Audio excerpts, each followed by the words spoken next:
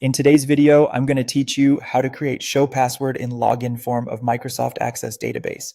First, launch Microsoft Access and open your database, or create a new one if you're starting fresh. In the navigation pane, create a new table and name it TBL Login. This table will store your login credentials. Open TBL Login in Design View and add the fields you need, typically something like a username field and a password field. Choose appropriate data types and consider setting a primary key if you plan to expand this later. Remember, this simple approach stores passwords in plain text. It's fine for demos or local utilities, but it isn't a security solution for sensitive data. With the password field selected, open the property sheet.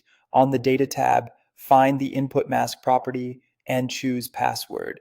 This makes Access display asterisks instead of the actual characters when entering or viewing the password, which is the foundation of a show or hide password experience. Switch to datasheet view and enter a couple of test records so you have something to validate against when you build the form. Next, create a new blank form and save it as FRMAT login. Open it in design view and adjust the form's properties in the property sheet to remove default elements like record selectors and navigation buttons and set it as a pop-up.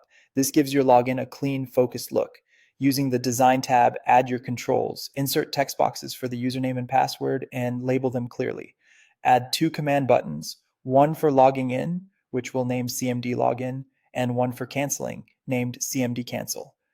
If you'd like a visible toggle for the password, you can also place a small checkbox or button labeled Show Password. The input mask you set earlier is what this toggle will switch on and off later. Now open the VBA editor by right-clicking the CMD Login button in Design View and choosing Build Event, then Code Builder. In the CMD Login click event, paste the code that checks the entered username and password against TBL/login.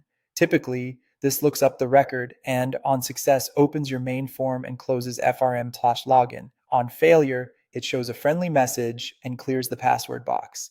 Add a simple procedure to CMD cancel, to close the form, or exit the application, depending on your preference.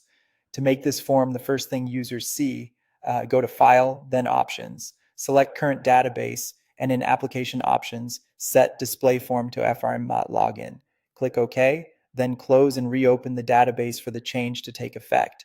At this point, your login form is working, your password entry is masked, and you have the groundwork for a show password toggle using the same input mask property. Test thoroughly, refine your messages, and remember to use stronger security methods if you're protecting real data.